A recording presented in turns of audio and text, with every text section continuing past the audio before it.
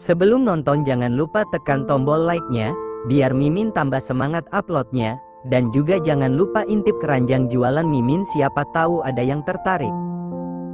Selamat menonton. Tidak, ini tidak sah. Kalian membeli rumah ini tanpa sepengetahuanku. Tolak Agus. Ini sah Tuan.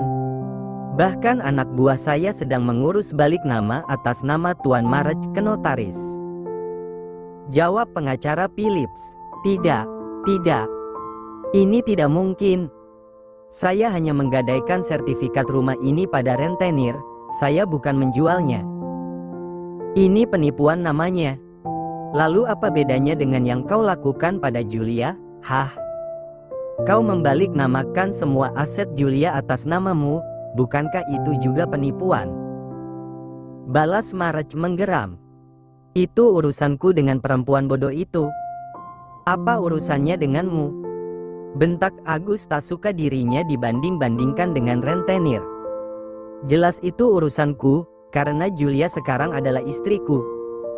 Jadi sudah tugasku untuk mengambil semua hak istriku yang sudah kau rebut. Balas Marek dengan tatapan membunuh. Mata Agus membulat mendengar pengakuan Marek. Sekarang kemasi barang-barangmu dan keluar dari rumah ini. Jangan membawa satu benda apapun dari rumah ini, karena rumah dan benda yang ada di dalam rumah ini sudah menjadi milikku sekarang. Kau dan wanitamu itu hanya boleh membawa pakaian kalian saja. Kata Marek lagi. Tidak Aak. Aku tidak mau. Teriak Desi. Sejak tadi ia menguping pembicaraan Marek dan Agus, berharap kalau kedatangan Marek untuk membicarakan pekerjaan, tapi ternyata Desi salah.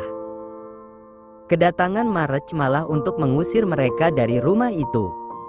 Sontak ketiga pria yang ada di ruang tamu itu pun menoleh ke arah Desi.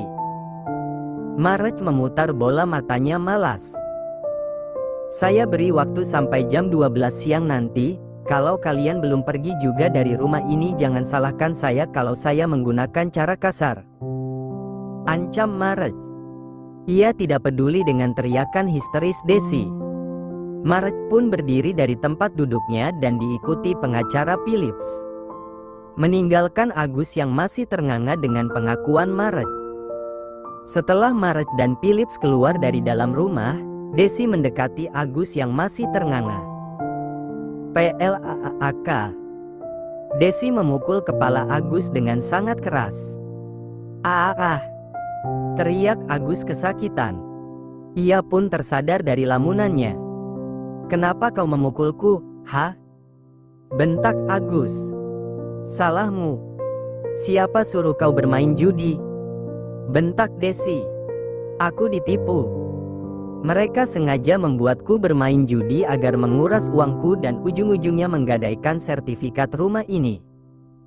Balas Agus membela diri. Cih, dasar laki-laki tidak berguna.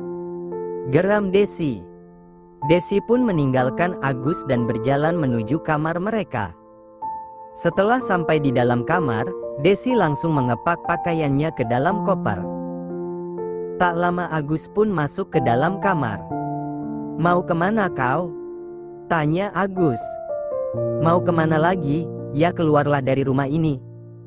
Untung saja aku tidak memakaimu sebagai manajerku. Kalau tidak, nasibku akan sama seperti Julia. Jawab Desi. Tidak. Kau tidak boleh meninggalkanku. Demi kau aku meninggalkan Julia dan mengambil semua harta Julia. Tapi kenapa sekarang kau meninggalkanku? Tidak. Aku mohon Des, jangan tinggalkan aku. Mohon Agus sambil memeluk Desi dari belakang. Minggir kau. Dasar laki-laki mokondo. Umpat Desi sambil mendorong Agus hingga pelukan Agus terlepas dari tubuhnya. Sekarang kau sudah tidak punya apa-apa lagi. Kau pikir aku mau hidup dengan laki-laki miskin? Ejek Desi lagi. Mendengar ejekan yang Desi berikan padanya, rahang Agus mengeras, tangannya mengepal karena emosi. Agus yang sudah dikuasai emosi langsung menarik rambut Desi dan melempar Desi ke lantai. Begitu Desi tersungkur, Agus pun menginjak wajah Desi. Apa kau bilang tadi? Aku mau kondo. Aku miskin. Dan kau mau meninggalkanku dalam keadaanku yang seperti ini? Geram Agus. Agus menekan pijakan kakinya di wajah Desi. Ah! Teriak Desi kesakitan. Dasar Jaasteri Selang tidak tahu diri. Harusnya kau berterima kasih padaku karena aku telah memungutmu. Kalau bukan karena aku, kau tidak akan menjadi seperti sekarang ini. Tidak akan ada orang yang mengenal dirimu. Bentak Agus. Sakit Gus. Tolong lepaskan aku. Aku mohon. Mohon Desi. Apa masih mau kau bicara seperti itu padaku? Hah? Teriak Agus. Tidak. Aku tidak akan mengatakan hal itu lagi padamu. Apa kau masih mau meninggalkanku? Tidak Gus, aku tidak akan meninggalkanmu. Agus pun melepaskan kakinya dari wajah Desi. Desi pun cepat-cepat berdiri. Aku permisi ambil minum dulu, ucap Desi. Balas Agus sambil mengatur nafasnya. Desi pun cepat-cepat keluar dari dalam kamar lalu turun ke lantai bawah. Tujuannya bukan ke dapur, melainkan kabur dari rumah itu. 5 menit kemudian. Desi, teriak Agus. Tidak ada jawaban dari Desi. Kemana dia? Apa jangan-jangan? Agus pun keluar dari dalam kamar, ia curiga kalau Desi sudah kabur. Dengan setengah berlari, Agus menuruni anak tangga dan setelah sampai di lantai bawah, Agus langsung ke dapur. Kosong. Tidak ada Desi di dapur. Desi. Teriak Agus lagi sambil mengelilingi lantai bawah untuk mencari Desi. Kosong. Sial. Pasti Jaasteri Selang itu sudah kabur. Geram Agus. Dengan nafas yang memburu, Agus pun kembali naik ke atas. Ia mengepakkan pakaiannya dan mencari perhiasan milik Desi yang tidak sempat Desi bawa. Kotak perhiasan pun Agus dapatkan. Agus mengambil perhiasan itu dari dalam kotak dan memasukkannya ke dalam kantong. Ia berniat menjual perhiasan itu untuk menyambung hidupnya karena sekarang ia sudah tidak memiliki uang sepeser pun. Apartemen Neon.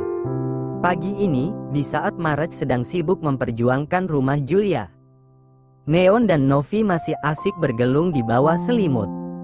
Maklum saja, pengantin baru. Neon habis-habisan menggempur Novi semalaman. Lenguh Novi sambil mengerjapkan matanya. Selamat pagi sayang, sapa Neon saat melihat istrinya membuka mata. Neon sudah bangun setengah jam yang lalu dan selama setengah jam itu juga Neon tak henti-hentinya memandangi wajah Novi, sambil bertanya-tanya dalam hatinya, apa sebenarnya yang membuat jantungnya bisa berdebat saat bersama Novi. Bahkan saat memandangi Novi saja, jantung Neon kembali berdebar sangat kencang. Kau sudah bangun? Balas Novi. Jam berapa ini? Tanya Novi. Yang pasti sudah sangat terlambat untuk sarapan. Balas Neon.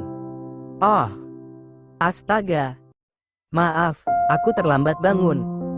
Novi merasa bersalah. Hei, kenapa minta maaf? Kau terlambat bangun juga karena ulahku.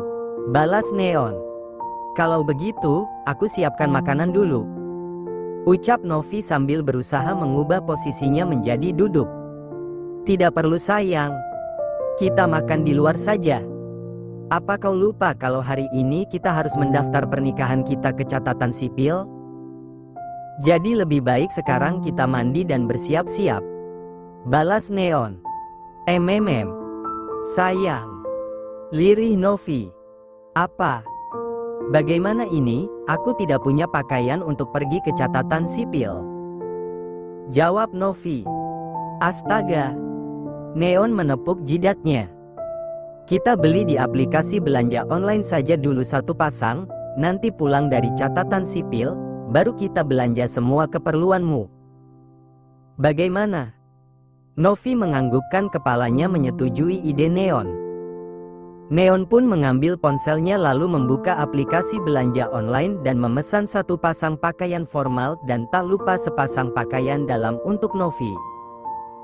Pembelian pun berhasil dan 1 jam lagi pesanan Neon pun tiba. Sambil menunggu kurir datang, mereka pun memilih untuk mandi. Dan yang pasti bukan hanya sekedar mandi. Jam sudah menunjukkan pukul 12 siang. 2 jam sebelumnya, Marek sudah mendapatkan informasi dari orang suruhannya kalau Agus sudah meninggalkan rumah itu. Marek pun langsung menghubungi Julia tapi tidak mengatakan kalau rumah Julia sudah berhasil Marek rebut dari tangan Agus. Marek hanya mengatakan ingin menjemput Julia saat jam makan siang. Dan disinilah Marek sekarang, di lobi apartemennya. Tin, tin. Marek membunyikan klakson mobilnya agar Julia yang sedang berdiri di pintu lobi melihat dirinya. Julia pun menoleh dan berjalan menuju mobil Marek. Membuka pintu depan mobil lalu masuk ke dalam mobil. "Sudah lama menunggu?" tanya Marek sambil membantu Julia memasang seat belt. "Baru 5 menit," jawab Julia. "Kita mau makan di mana?" tanya Julia. "Kau mau makan apa?" Marek malah bertanya balik. Julia nampak berpikir. "Aku ingin makan ayam geprek," jawab Julia. "Oke," balas Marek. Marek pun melajukan mobilnya menuju restoran ayam geprek yang tak jauh dari rumah Julia. Sengaja Marek membawa ke sana, karena setelah makan Marek ingin langsung mengajak Julia ke rumah lamanya. Julia mengernyitkan keningnya melihat Marek membawanya ke daerah tempat rumah lamanya berada. "Ini kan arah mau ke rumah lamaku," lirih Julia pelan namun masih bisa didengar Marek. "Benarkah? Aku tidak tahu. Yang aku tahu di daerah ini ada restoran ayam geprek yang sangat enak," balas Marek pura-pura. "Oh." Julia membulatkan mulutnya. Masuk akal alasan yang Marek berikan karena memang di daerah itu ada restoran ayam geprek yang sangat enak dan terkenal. Tak sampai 20 menit mereka pun sampai di restoran itu. Setelah mobil terparkir mulus, Julia dan Marek pun turun dari dalam mobil dan berjalan memasuki restoran. "Duduk saja, biar aku yang pesan," ucap Marek. Julia pun mencari tempat duduk sedangkan Marek pergi memesan makanan untuk mereka. Setelah memesan makanan, Marek pun menyusul Julia yang sudah duduk manis di tempatnya. Sambil menunggu pesanan mereka datang, Marek dan Julia asyik mengobrol. Sesekali Marek mengelus rambut Julia dan mengusap perut Julia. Mereka terlihat sangat mesra. Tanpa mereka sadari ada sepasang mata yang sedang memandang mereka dengan tatapan penuh dendam. Pemilik sepasang mata itu tak lain tak bukan adalah Agus. Agus yang lebih dulu ada di tempat itu untuk mengisi perut, langsung memakai topinya begitu melihat Julia dan Marek masuk ke dalam restoran. Tempat duduk Agus yang berada di pojokan membuat Julia dan Marek tidak menyadari kalau sedari tadi Agus sedang memperhatikan gerak-gerik mereka. Melihat Marek begitu perhatian dengan Julia dan Julia yang juga nampak bahagia dengan Marek, membuat Agus emosi. Agus tak terima jika kehidupan Julia malah jadi lebih baik setelah apa yang telah Agus lakukan pada Julia. Mulai dari mengambil semua aset milik Julia sampai memfitnah Julia agar Julia tidak memiliki job manggung. Emosi Agus makin menjadi-jadi saat pesanan datang ke meja Marek dan Julia. Dengan mata kepala Agus sendiri, Agus melihat betapa Marek memanjakan Julia dengan menyuapi mantan istrinya itu. Hal yang tak pernah Agus lakukan pada Julia saat Julia menjadi istrinya. Brengsek. Kenapa sekarang dia jadi lebih bahagia? Harusnya dia menderita. Dan sekarang malah aku yang jadi menderita. Lihat saja Julia, kalau aku menderita, kau juga tidak boleh bahagia. Geram Agus. Bersambung.